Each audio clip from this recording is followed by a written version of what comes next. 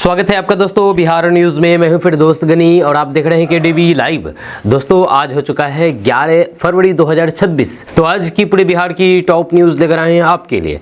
Video शुरू करने से पहले आपसे एक रिक्वेस्ट है कि अगर आप पहली बार इस चैनल पर आए हैं तो इस चैनल को भी सब्सक्राइब करके बेल आइकन को प्रेस कर दीजिए और साथ ही साथ वीडियो को लाइक कर दीजिए, अपने दोस्तों के साथ शेयर भी कीजिए। तो चलिए चलते हैं आज की खबरों की ओर।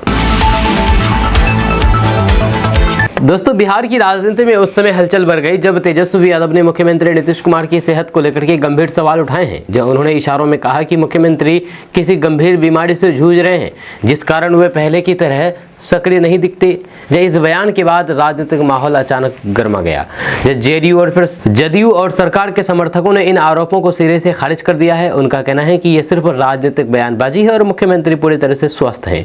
सत्ता पक्ष ने इसे व्यक्तिगत टिप्पणी बताते हुए कहा कि मुद्दों की बजाय विपक्ष बेवजह स्वास्थ्य को लेकर के राजनीतिक विषय बना रहे हैं। वहीं पर इस बयान के बाद पक्ष विपक्ष में तीखी जुबानी जंग शुरू हो गई है। जब एक तरफ विपक्ष सवाल उठा रहे हैं तो वहीं पर दूसरी ओर सरकार इसे अफवाह और फिर सस्ती राजनीति बता रही है। अब ये मामला सिर्फ बयान तक सीमित नहीं रहा बल्कि बिहार की सियासत में नया विवाद बन गया है। दोस्तों बॉलीवुड अभिनेता राजपाल यादव की मदद के लिए अब राजनीति से भी समर्थन मिलने लगा है। जब बिहार के नेता तेज प्रताप यादव ने आगे आकर के कहा कि वे जेजेडी परिवार की ओर से यानी कि जनशक्ति जनता दल परिवार की ओर से हर संभव सहयोग करने के लिए तैयार हैं। ये कहना है लालू प्रसाद यादव के बड़े बेटे तेज प्रताप यादव का। जहां उनके इस बयान के बाद मामला फिर से चर्चा में आ गया है। तेज प्रताप यादव ने कहा है कि मुश्किल समय में साथ खड़ा होना इंसानियत का फर्ज है। जहाँ उन्होंने संकेत दिया है कि कलाकार समाज का महत्वपूर्ण हिस्सा होते हैं और उनकी परेशानी को नजरअंदाज नहीं किया जाना चाहिए। जब उनके बयान को संवेदनशीलता और फिर समर्थन के तौर पर देखा जा रहा है। इस घटनाक्रम के बाद सोशल मीडिया और फिर राजनीतिक हलकों में चर्चा तेज हो गई है। जब लोग तेज प्रताप यादव के इस कदम को सकारात्मक बता रहे हैं, वहीं पर अब सबकी नजर इस बात पर है कि आगे किस तरह की मदद और पहल सामने आती है। दोस्तों नीतीश कुमार की सरकार ने बिहार में चीनी उद्योगों को बड़ा बढ़ावा देने की योजना बनाई है। जब बिहार के 25 जिलों में नई चीनी मिलें खोलने की तैयारी शुरू हो गई है। इस फैसले का मकसद गन्ना किसानों को सीधा फायदा देना और फिर राज्य को चीनी उत्पादन के बड़े केंद्र के रूप में विकसित करना है। जिला अधिकारी यानी कि डीएम को इस दिशा में जरूरी प्रक्रिया तेज करने के निर्देश जारी कर दिए गए हैं। सरकार का मानना है कि नई मिलों के खुलने से गन्ना किसानों को अपनी फसल बेचने में आसानी होगी और उसे समय पर भुगतान भी मिल सकेगा। अभी कई इलाकों में मिलों की कमी के कारण किसानों को लंबी दूरी तय करनी पड़ती है या फिर उचित दाम नहीं मिल पाता है। इस वजह से शरीर का तापमान संतुलित करने में मदद मिल सकती है। गर्म चाय या फिर सूप पीने पर पसीना आने लगता है और जब ये पसीना सूखता है तो फिर शरीर को ठंडक महसूस होती है। यही कारण है कि कई गर्म देशों में लोग जो गर्म चाय या फिर चाय पीते हैं। हालांकि ये असर तभी सही ढंग से काम करता है जब शरीर को पसीना सूखने का मौका मिले और बहुत ज्यादा नमी ना हो। या डॉक्टरों का यह भी कहना है कि हर व्यक्ति का शरीर अलग तरह से प्रतिक्रिया करता है, इसलिए जरूरत से ज्यादा गर्म पेय या फिर बहुत ज्यादा चाय पीना सही नहीं है। दोस्तों बिहार में जमीन रजिस्ट्री के रेट में 4 गुना की बढ़ोतरी होने वाली है। जहां बिहार सरकार ने जमीन रजिस्ट्री शुल्क में बड़ा बदलाव किया है। अब जमीन का रजिस्ट्री चार्ज पहले से लगभग 4 गुना तक बढ़ सकता है। इसका मतलब यह है कि खरीदार को अब पुराने मुकाबले कहीं ज्यादा पैसा देना पड़ सकता है। नई दरों के मुताबिक भूमि की 1 डिसमिल पर अब पहले जितने रेट में रजिस्ट्री होती थी उसके मुकाबले 4 गुना अधिक फीस लागू होगी। जैसे जमीन की पैदावार, उसके बाद लोकेशन और मार्केट वैल्यू के हिसाब से रजिस्ट्री चार्जों में भारी इजाफा होगा। सरकार का कहना है कि यह कदम टैक्स इफिशिएंसी और फिर ट्रांजैक्शन ट्रांसपेरेंसी बढ़ाने के लिए लिया जा रहा है। ये नए रेट कब से लागू होंगे इसकी आधिकारिक तारीख भी जल्द ही घोषित की जाएगी, लेकिन बताया जा रहा है कि आने वाले हफ्तों में नियम लागू कर दिए जाएंगे। दोस्तों बिहार में बिजली उपभोक्ताओं को झटका लग सकता है क्योंकि 1 अप्रैल से बिजली दरें बढ़ने की संभावना जताई जा रही है। जब बिजली कंपनी पर करीब 3200 करोड़ रुपए का वित्तीय बोझ बताया जा रहा है, जिसे पूरा करने के लिए दरों में बढ़ोतरी का प्रस्ताव सामने आया है। बताया जा रहा है कि कंपनी को पावर खरीद, बकाया भुगतान और फिर अन्य खर्चों के कारण भारी घाटा झेलना पड़ रहा है। ऐसे में इस घाटे की भरपाई उपभोक्ताओं से वसूली के जरिए की जा सकती है। अगर प्रस्ताव को मंजूरी मिलती है तो फिर घरेलू व्यवसायिक व्यावसायिक और औद्योगिक सभी उपभोक्ताओं के बिजली बिल पर असर पड़ेगा। हालांकि अंतिम फैसला नियामक आयोग की स्वीकृति के बाद ही लागू होगी। आपको बता दें कि सरकार और कंपनी की ओर से कहा गया है कि उपभोक्ताओं पर बोझ कम रखने की कोशिश होगी, लेकिन आर्थिक हालात को देखते हुए दरों में बदलाव लगभग तय माना जा रहा है। दोस्तों, बिहार में खिलाड़ियों को नौकरी का बड़ा मौका मिला है। दरअसल बात है कि बिहार में खिलाड़ियों के लिए बड़ी खुशखबरी सामने आई है। बिहार में खेल प्रतिभाओं को आगे बढ़ाने और फिर उन्हें सरकारी सेवाओं से जोड़ने की पहल शुरू की जा रही है। इसके तहत विभिन्न खेलों में उत्कृष्ट प्रदर्शन करने वाले खिलाड़ियों की प्रतिभा का आकलन किया जाएगा ताकि उन्हें सरकारी विभागों में अवसर दिया जा सके। इस प्रक्रिया को 21 तारीख से शुरू किया जाएगा, जहाँ पर चयन समिति खिलाड़ियों के प्रदर्शन, उपलब्धियों और फिर खेल रिकॉर्ड के आधार पर मूल्यांकन करेगी। राज्य सरकार की इस पहल का उद्देश्य खेल को कैरियर के रूप में मजबूत बनाना है, या ताकि खिलाड़ी सिर्फ मैदान तक सीमित न रहे बल्कि नौकरी के जरिए भी सुरक्षित भविष्य बना सके। इस अभियान को गवर्नमेंट ऑफ बिहार के खेल प्रोत्साहन कार्यक्रम से जोड़ा गया है। खिलाड़ियों और फिर उनके परिवारों में इस फैसले को लेकर के उत्साह है। माना जा रहा है कि इससे युवाओं को रुझान खेलों की ओर बढ़ेगा और फिर राज्यों को राष्ट्रीय स्तर पर बेहतर खिलाड़ी मिलेंगे। साथ ही साथ मेहनत करने वाले खिलाड़ियों को सम्मान और फिर स्थिर रोजगार मिलने का रास्ता भी साफ होगा। दोस्तों, बिहार विधान परिषद में उस समय माहौल गर्मा गया जब मंत्री अशोक चौधरी और आरजेडी के एक एमएलसी के बीच तीखी बहस हो गई। आरोप है कि चर्चा के दौरान आपत्तिजनक शब्दों का इस्तेमाल हुआ, जिससे सदन का माहौल तनावपूर्ण हो गया। दूसरे सदस्यों को भी बीच बचाव करना पड़ा। बताया जा रहा है कि मुद्दा किसी प्रशासनिक और फिर नीतिगत विषयों से जुड़ा था, लेकिन बहस व्यक्तिगत टिप्पणी तक पहुंच गई। जब विपक्ष ने मंत्री के व्यवहार पर सवाल उठाए हैं, वहीं पर सत्ता पक्ष ने भी विपक्षी सदस्य के बयान को अनुचित बताया है। जहां मामला बढ़ने पर सदन की कार्रवाई प्रभावित हुई है। अब इस पूरे प्रकरण की जांच की बात सामने आ रही है। जहां सभापति स्तर पर घटना की समीक्षा की जा सकती है और जरूरत पड़ी तो फिर संबंधित सदस्यों से स्पष्टीकरण मांगा जाएगा। इस घटना ने एक बार फिर से सदन की मर्यादा और फिर राजनीतिक शालीनता पर सवाल खड़े कर दिए हैं। दोस्तों, भोजपुरी स्टार पवन सिंह की कानूनी परेशानियां बढ़ती नजर आ रही है। अदालत ने उनसे जुड़े 4 अलग अलग मामलों में आरोप तय कर दिए हैं, जिसके बाद अब उन्हें नियमित रूप से कोर्ट के चक्कर लगाने पड़ सकते हैं। इस फैसले के बाद मामला अब ट्रायल की दिशा में आगे बढ़ेगा। इन मामलों को लेकर के पहले से ही सुनवाई चल रही थी, लेकिन आरोप तय होने के बाद स्थिति ज्यादा गंभीर मानी जा रही है। आरोप तय होने का मतलब है कि अदालत को प्रथम दृश्य सुनवाई लायक आधार मिला है। अब गवाहों, सबूतों और फिर दलीलों के आधार पर आगे की कार्रवाई होगी। इस घटनाक्रम से पवन सिंह की छवि और फिर कैरियर पर भी असर पड़ सकता है। कानूनी प्रक्रिया लंबी चलने की संभावना है, इसलिए आने वाले समय में उन्हें पेशी दर पेशी अदालत में हाजिरी होना पड़ सकता है। मामले का अंतिम फैसला अदालत में पूरी सुनवाई के बाद ही होगी। दोस्तों, उत्तर बिहार में फिलहाल मौसम शुष्क बना हुआ है और फिर अगले कुछ दिनों तक बारिश की कोई भी बड़ी संभावना नहीं दिख रही है। आसमान साफ रहने से दिन में धूप तेज महसूस हो रही है, जिससे लोगों को ठंड से कुछ राहत मिलती दिख रही है। वहीं पर मौसम विभाग के अनुसार 15 फरवरी तक इसी तरीके का मौसम रहने की संभावना है। दिन के तापमान में हल्की बढ़ोतरी दर्ज की जा सकती है, जबकि सुबह और रात में हल्की ठंड बनी रहेगी। कुछ इलाकों में सुबह के समय हल्का कोहरा दिख सकता है, लेकिन पहले जैसे कड़ाके की ठंड अब नहीं रहेगी। बदलते मौसम की वजह से सर्दी खांसी के मरीजों की संख्या बढ़ सकती है। मौसम विशेषज्ञों ने लोगों को सलाह दी है कि सुबह शाम हल्के गर्म कपड़े जरूर पहनें और फिर बदलते तापमान से सावधान रहें। किसानों के लिए ये मौसम फसलों के लिए फिलहाल अनुकूल माना जा रहा है, लेकिन नमी की कमी को देखते हुए सिंचाई पर ध्यान देने की जरूरत है।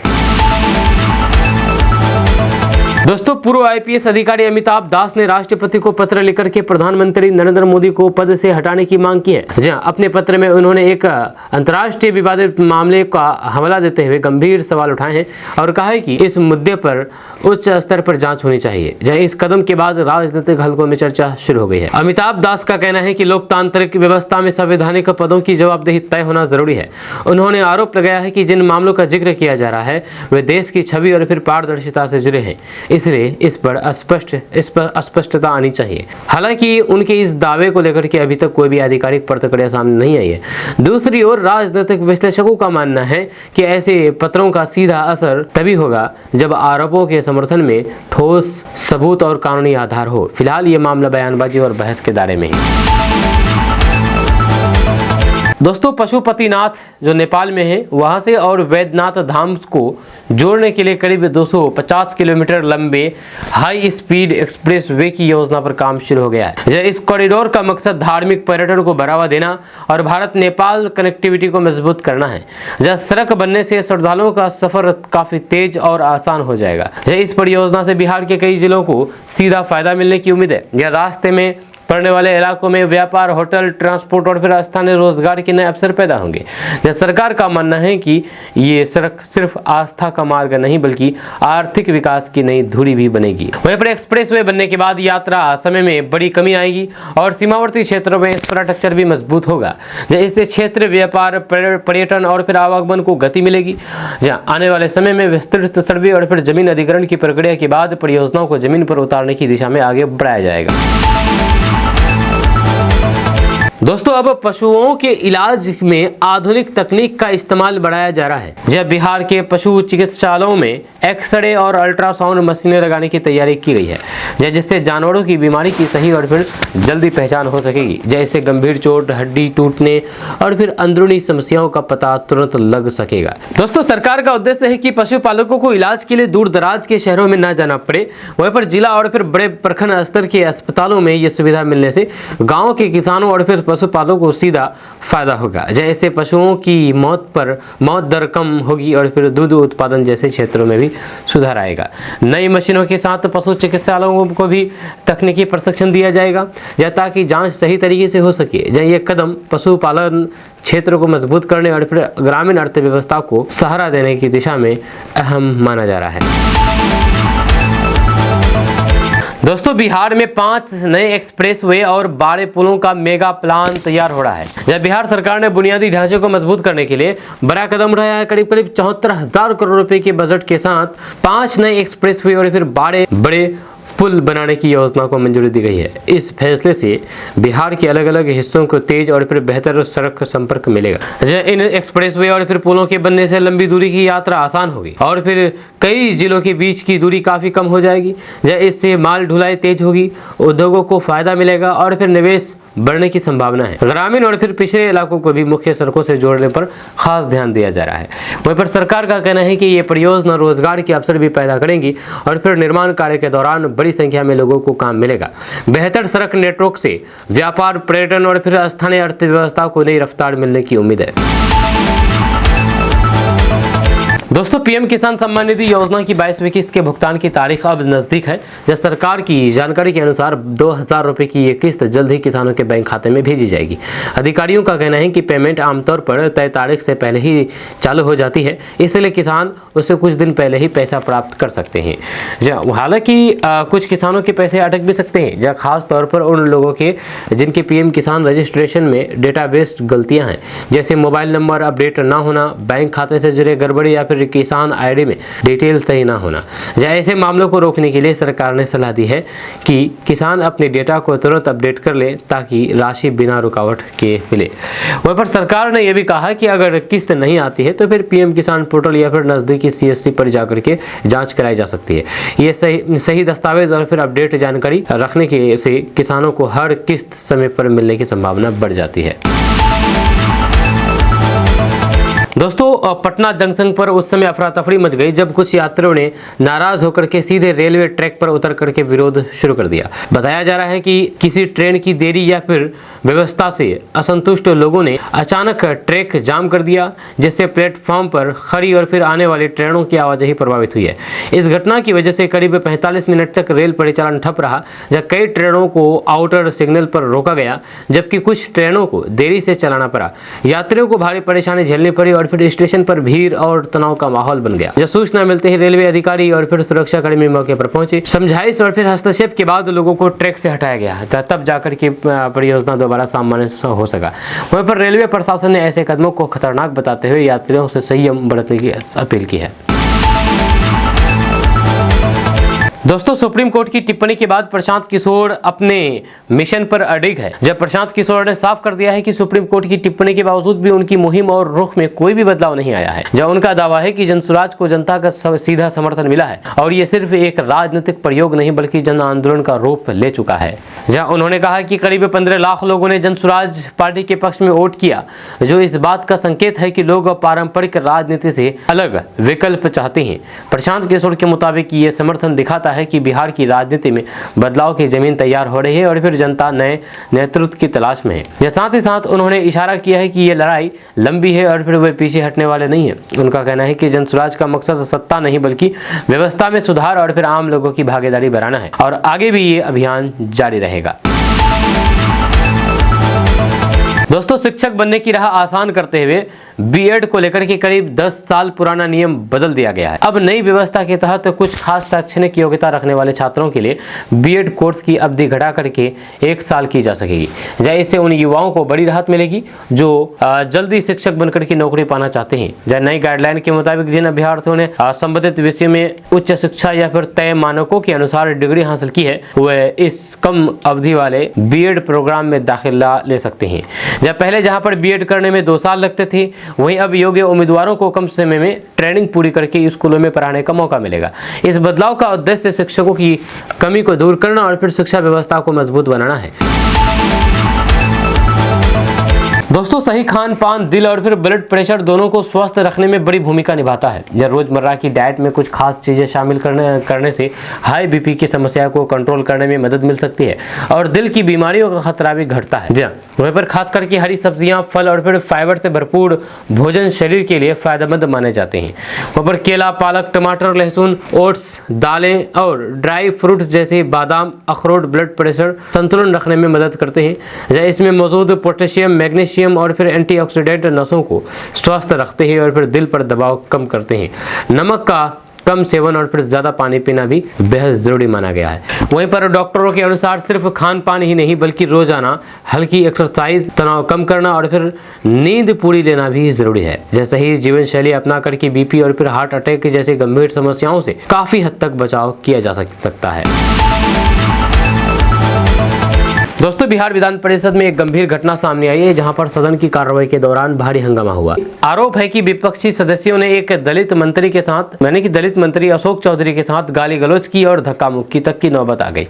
इस घटना से सदन की मर्यादा और लोकतांत्रिक परंपराओं पर सवाल खड़े हो गए। बताया जा रहा है कि किसी मुद्दे पर बहस के दौरान विवाद इतना बढ़ गया कि माहौल पूरी तरह से तनावपूर्ण हो गया। सत्ता पक्ष ने इसे लोकतंत्र के खिलाफ व्यवहार बताया है और कहा है कि इस तरह की हरकतें सदन की गरिमा को ठेस पहुंचाती है।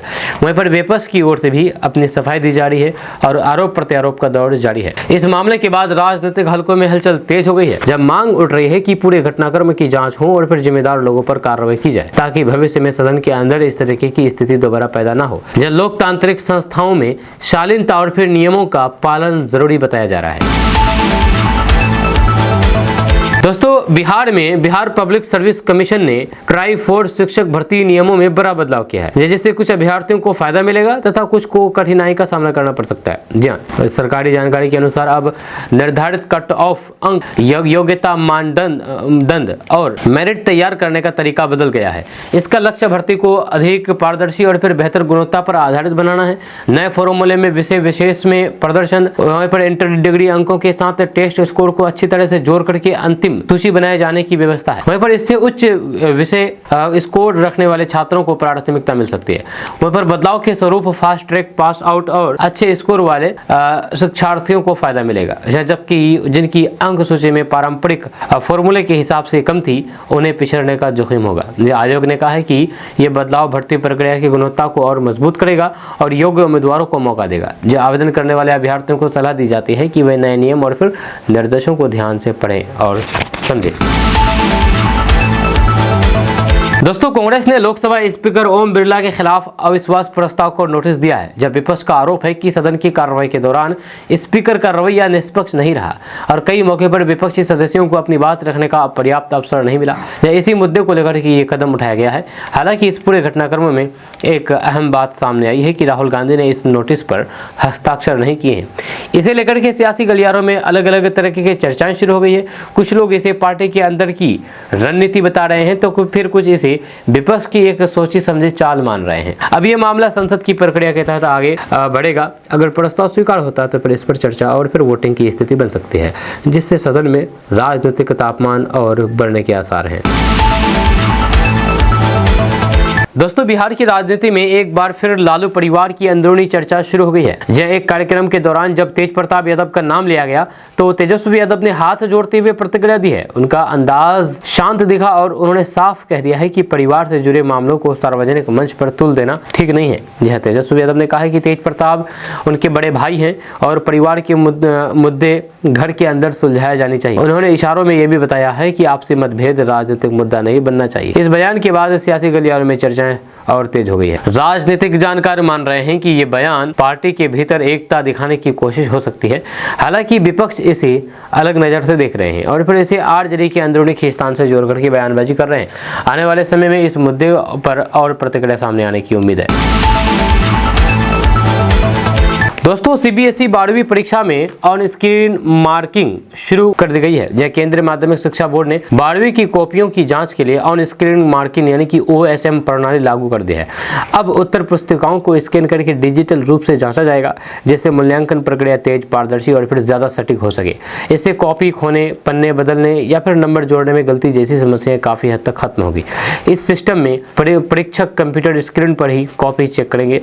हर सवाल के लिए तय मार्किंग स्कीम पहले से अपलोड रहती है, जिससे नंबर देने में एक रूपता बनी रहती है। साथ ही साथ मॉडरेशन और फिर दोबारा जांच की सुविधा भी डिजिटल रूप में आसान हो जाती है, जिससे रिजल्ट की विश्वसनीयता बढ़ती है।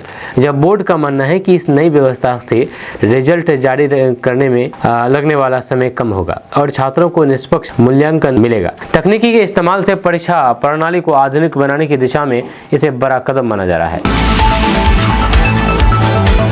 दोस्तों, तेज प्रताप यादव के विवाद पर रोहिणी आचार्य, जो कि उसकी तेज प्रताप यादव की बहन है रोहिणी आचार्य, उनका बड़ा बयान सामने आया है।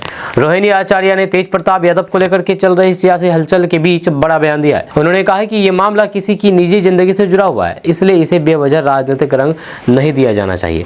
उनके इस बयान के बाद राजनीतिक गलियारों में चर्चा और तेज हो गई है, जहां रोहिणी आचार्य ने साफ कर दिया है कि हर व्यक्ति को निजी जिंदगी का सम्मान होना चाहिए। उन्होंने इशारों में विरोधियों पर निशाना साधते हुए कहा कि कुछ लोग व्यक्तिगत मामलों को उछाल करके सस्ती राजनीति कर रहे हैं। उनका ये रुख परिवार और पार्टी के अंदरूनी हालात को लेकर भी संकेत माना जा रहा है। यह तेज प्रताप यादव को लेकर के पहले से ही कई तरीके की चर्चाएं चल रही थी। ऐसे में रोहिणी आचार्य के बयान ने मामले को नया मोड़ दे दिया है। अब सबकी नजर इस बात पर है कि आगे पार्टी स्तर पर क्या रुख अपनाया जाता है और फिर ये विवाद किस दिशा में जाता है।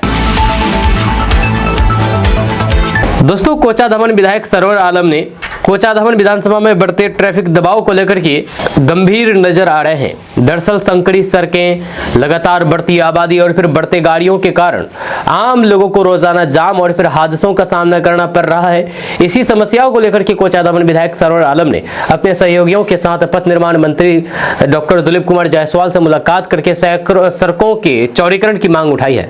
तो आपको बता दूं कि किशनगंज जिले के कोचाधामन विधानसभा क्षेत्र में लगातार बढ़ते यातायात दबाव को लेकर के अब राजनीतिक स्तर पर पहल तेज हो गई है। जब कोचाधामन विधायक सरवर आलम, उनके वालिद शाहिद आलम और अन्य विधायकगण और पूर्व मुखिया अंजार आलम ने बिहार सरकार के पथ निर्माण मंत्री, उद्योग मंत्री डॉक्टर दुलीप कुमार जायसवाल से मुलाकात करके क्षेत्र की जमीनी समस्याओं से अवगत कराया है।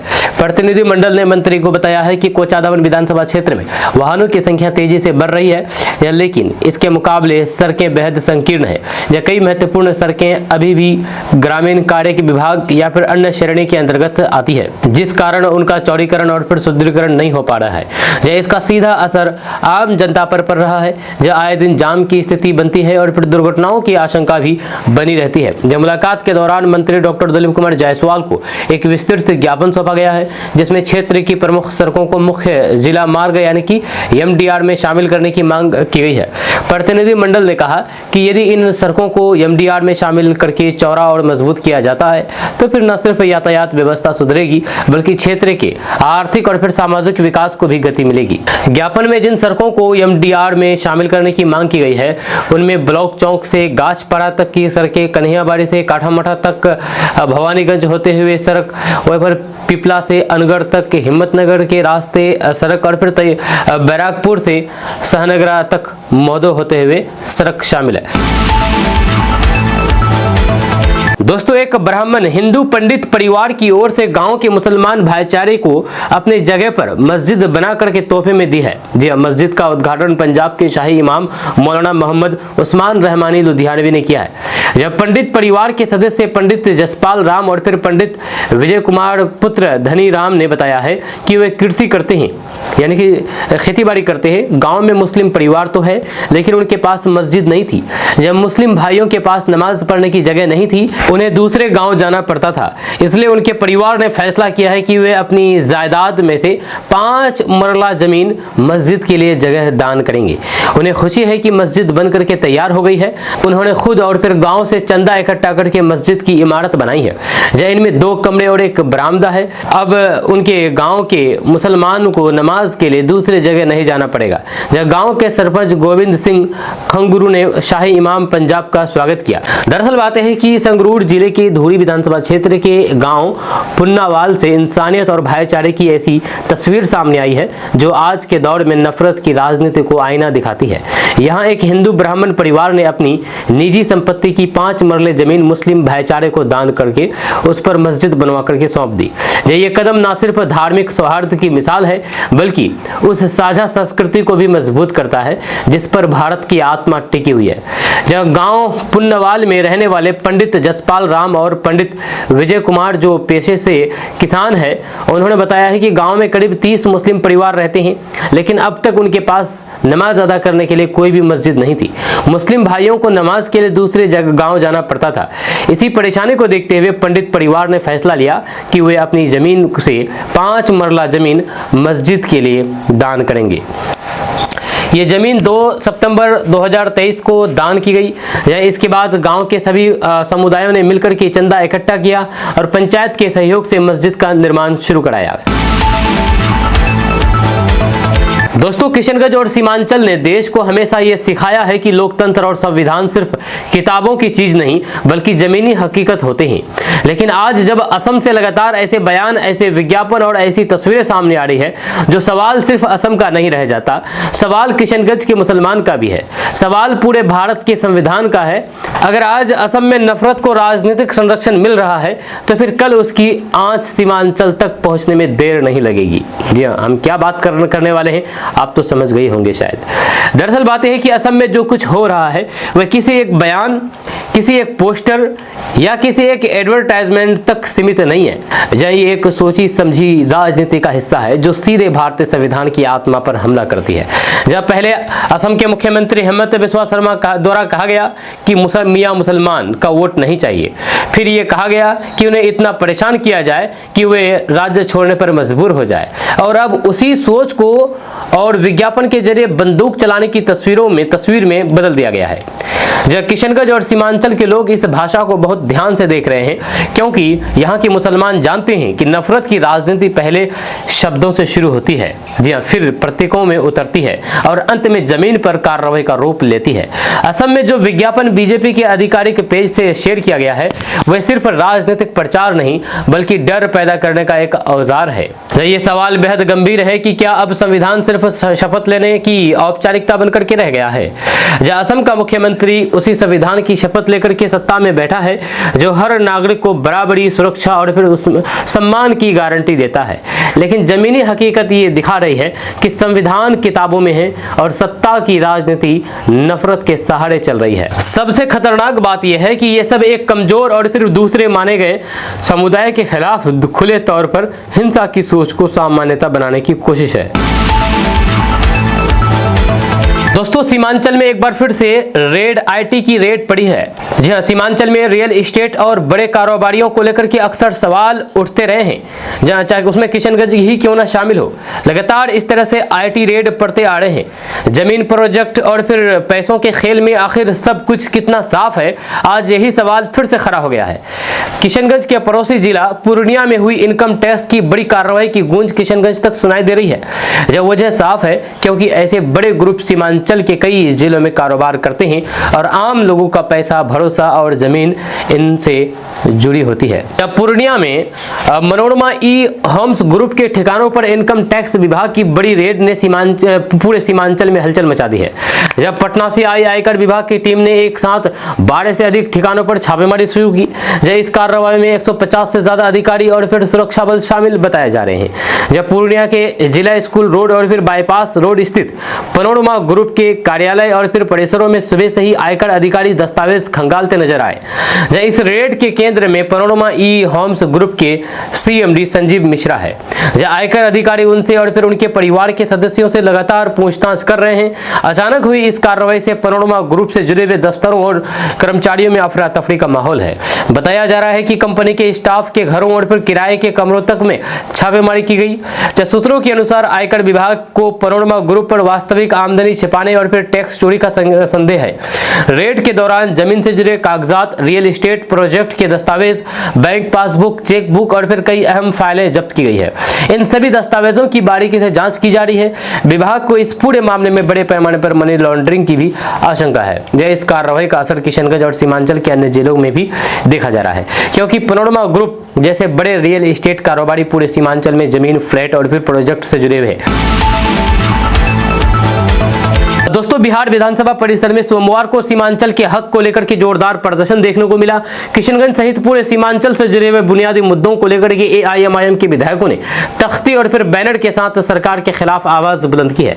जब प्रदर्शन के दौरान सीमांचल के साथ वर्षों से हो रहे कथित भेदभाव, विकास में पिछड़ेपन और फिर सरकार की उदासीनता को प्राथमिकता से उठाया गया है। इस प्रदर्शन में कोचादमन विधायक सरवर आलम, अमोड़ विधायक अख्तरुल ईमान, बहादुरगंज विधायक तौसीफ आलम, बायसी विधायक गुलाम सरवर और फिर जोकीहाट विधायक मुर्शिद आलम मौजूद रहे। सभी विधायकों ने एक सुर में कहा कि सीमांचल को सिर्फ चुनाव के समय याद किया जाता है, जबकि असली जरूरतों पर सरकार आंखें मूंद बैठी है।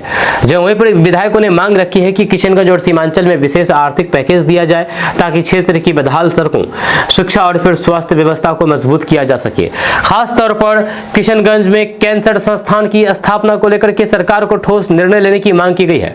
विधायकों ने कहा है कि सीमांचल के मरीजों को आज भी इलाज के लिए सिलीगुड़ी, पटना या फिर कोलकाता जाना पड़ता है, जिससे गरीब परिवार आर्थिक और फिर मानसिक रूप से टूट जाते हैं। इसके साथ ही सीमांचल से बड़े पैमाने पर हो रहे मजदूरों के पलायन का मुद्दा भी जोर शोर से उठाया गया। एआईएमआईएम विधायकों ने कहा कि किशनगंज, अररिया, पूर्णिया और कटिहार के हजारों युवा रोजगार की तलाश में दूसरे राज्यों में जाने को मजबूर हैं। जहां अगर स्थानीय स्तर पर उद्योग, रोजगार और फिर स्किल डेवलपमेंट की व्यवस्था होती तो फिर पलायन रोका जा सकता था। जब विधायकों ने सीमांचल विकास आयोग के गठन में हो रही लगातार देरी पर भी सरकार को घेरा है। उनका कहना था कि आयोग की घोषणा तो कई बार हुई है, लेकिन आज तक ये जमीन पर नहीं उतरा है। जब तक आयोग का गठन नहीं होगा तब तक सीमांचल के विकास की योजना सिर्फ कागजों में ही सिमटी रहेगी। वहीं पर एआईएमआईएम विधायकों ने आरोप लगाया है कि सीमांचल के साथ लंबे समय से भेदभावपूर्ण रवैया अपनाया जा रहा है, चाहे बजट आवंटन हो, स्वास्थ्य संस्थान हो या फिर उच्च शिक्षा के केंद्र। उन्होंने साफ कहा है कि अगर सरकार ने सीमांचल के मुद्दों को गंभीरता से नहीं लिया तो फिर ये आवाज विधानसभा से निकल करके सड़कों तक जाएगी। दोस्तों बहादुरगंज के एआईएमआईएम विधायक तौसीफ आलम की मुश्किलें अब बढ़ गई है।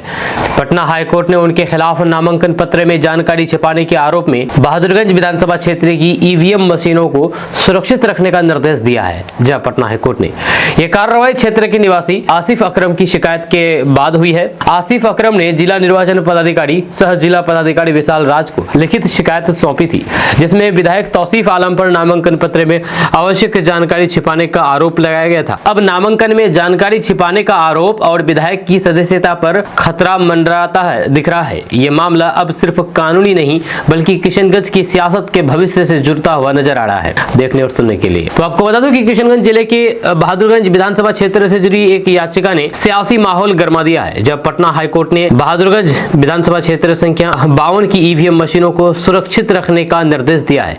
यह आदेश एआईएमआईएम विधायक तौसीफ आलम पर नामांकन पत्र में जानकारी छिपाने के आरोप के बाद दिया गया है। मामले की शुरुआत बहादुरगंज विधानसभा क्षेत्र के निवासी आसिफ अकरम की शिकायत से हुई है। उन्होंने जिला निर्वाचन पदाधिकारी सह जिलाधिकारी विशाल राज को लिखित शिकायत देकर के आरोप लगाया था कि विधायक तौसीफ आलम ने चुनाव के दौरान अपने नामांकन पत्र में कुछ जरूरी जानकारियां छिपाई है। इसी शिकायत के आधार पर आगे की कानूनी कार्रवाई शुरू हुई है और फिर मामला अब हाईकोर्ट तक पहुंच गया है। वहीं पर पटना हाईकोर्ट के निर्देश के बाद जिला प्रशासन ने ईवीएम मशीनों को सुरक्षित रखने की प्रक्रिया शुरू कर दी है। जिलाधिकारी विशाल राज ने स्पष्ट कर दिया है कि ईवीएम को वादी और फिर प्रतिवादी दोनों की मौजूदगी में सुरक्षित स्थान पर रखा जा रहा है ताकि भविष्य में जांच या फिर न्यायिक आदेश की स्थिति में कोई विवाद न हो। जब प्रशासन का कहना है कि ये पूरी प्रक्रिया नियमों के तहत पारदर्शी तरीके से की जा रही है। यह इस मामले में सिर्फ एक याचिका नहीं बल्कि कांग्रेस के पूर्व उम्मीदवार मुसव्विर आलम की ओर से भी हाईकोर्ट में अलग याचिका दाखिल की गई है।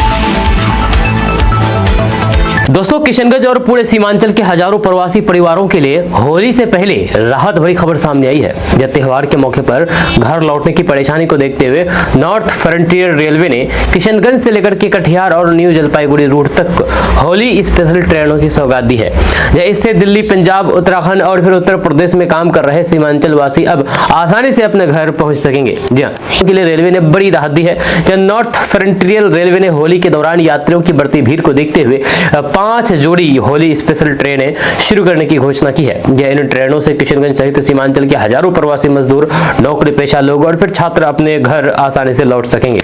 इन 5 जोड़ी स्पेशल ट्रेनों में एक सीधी किशनगंज लालकुआं किशनगंज होली स्पेशल ट्रेन शामिल है, जबकि 4 अन्य जोड़ी ट्रेनें किशनगंज होकर के गुजरेगी या फिर सीमांचल के प्रमुख स्टेशनों से जुड़ी होगी।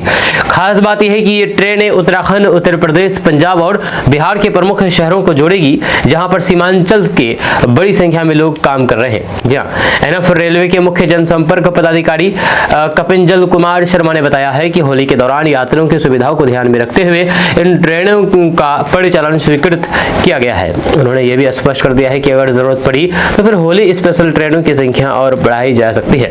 वह पर रेलवे का प्रयास है कि किसी भी यात्री को त्योहार पर घर लौटने की में परेशानी ना हो। आपको बता दूं कि इस बार भारतीय रेलवे पूरे देश में लगभग 1500 स्पेशल ट्रेनों का परिचालन कर रहा है। 1500 1500 यह पिछले साल की तुलना में इस बार ट्रेनों की संख्या बढ़ाई गई है ताकि त्योहारों के दौरान भीड़ को नियंत्रित किया जा सके। यह सीमांचल क्षेत्र खास करके किशनगंज, कटिहार और आसपास के जिलों से हर साल होली पर बड़ी संख्या में लोग अपने घर, अपने गांव लौटते हैं। ऐसे में ये स्पेशल ट्रेनें उनके लिए बड़ी राहत साबित होगी। तो किशनगंज लालकुआं होली स्पेशल ट्रेन 19 फरवरी से 26 मार्च तक हर गुरुवार को किशनगंज से चलेगी, जबकि वापसी में लालकुआं से 20 फरवरी से 27 मार्च तक हर शुक्रवार को ट्रेन चलेगी। इसके अलावा कटिहार, अमृतसर, न्यू जलपाईगुड़ी, मुजफ्फरपुर, डिब्रूगढ़, जयनगर और नारंगी गोरखपुर रूट पर भी स्पेशल ट्रेनों का संचालन किया जाएगा। दोस्तों, किशनगंज में रिश्वतखोरी पर बड़ी कार्रवाई हुई है।